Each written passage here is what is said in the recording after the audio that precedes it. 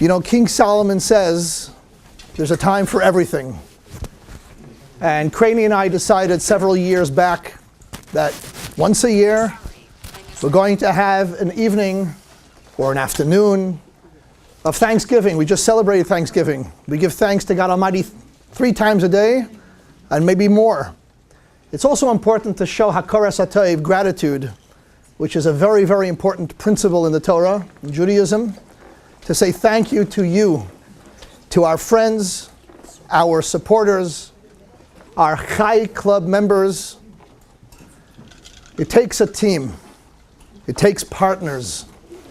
And I thank each and every one of you, those that are here tonight and those that were not able to make it. Believe me, we could have filled this room up 2 or 3 times if we had all our supporters with us. And each of you who help out in your unique way. Whether it's a call from Costco asking Craney what she needs for the kitchen, or the women helping out, preparing for the Kiddush, preparing for the Shabbat dinner, what have you, or the call for the minyan, asking those of you that are able to come, help us for a yahrzeit, or whenever it may be.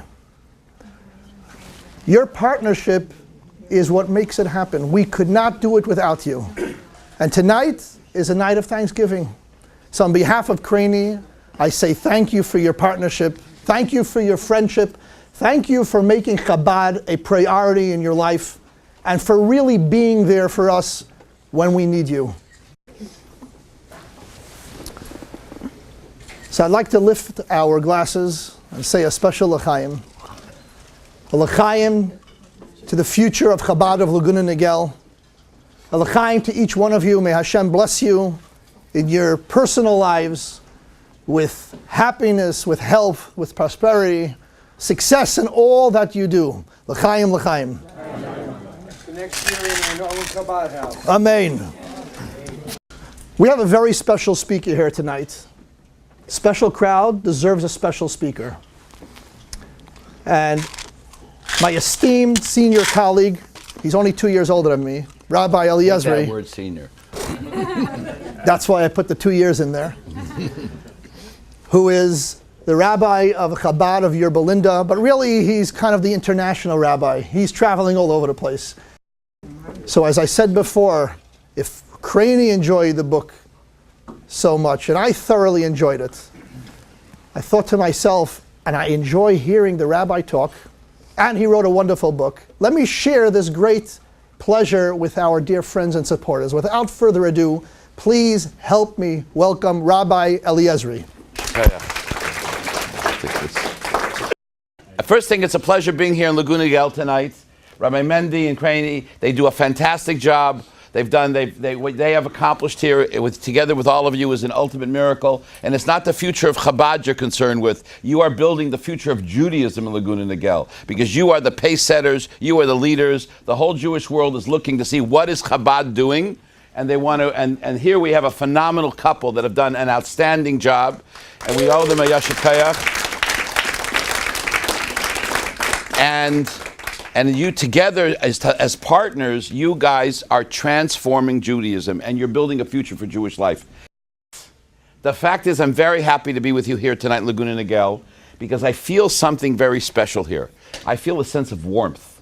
You know, I've been to a lot of different places. I feel a sense of connection, a sense of mishpacha, heimishkeit.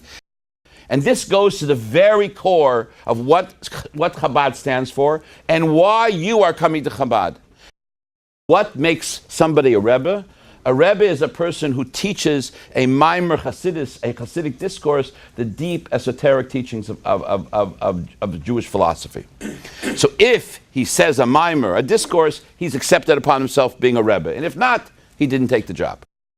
He says you're going to study and become a great Torah scholar. He says, but then comes the most important thing. But if you don't have Avish Yisrael, if you don't have compassion for another human being, if it doesn't bother you, the Jew in Kathmandu, as much as the Jew down the block from you, then something's fundamentally wrong with your praying to God, with your connection to God, your love of God, and your love of Torah. What is the Rebbe doing? He's restructuring Judaism for the 20th century. He doesn't want a Judaism of insularity that we're involved with our spiritual quest and our spiritual involvement. He doesn't want a Judaism which is just concerned with my accomplishments, intellectual achievements. He wants a Judaism which is concerned for the welfare of every single Jew, a Judaism which takes responsibility for Jewish destiny, a Judaism of compassion, a Judaism of care, not a Judaism of insularity that cuts us off from the other person, but a Judaism of true concern. And this is a revolutionary concept.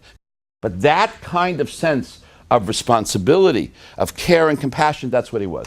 But when you go around today, Chabad is a winner. Chabad is successful. And you will get your Chabad center. Because why? I see the vibe in this room. And it's going to happen. You're going to have beautiful center, Mirza Hashem, and you're going to be, the success that you've had till now will be multiplied up and up.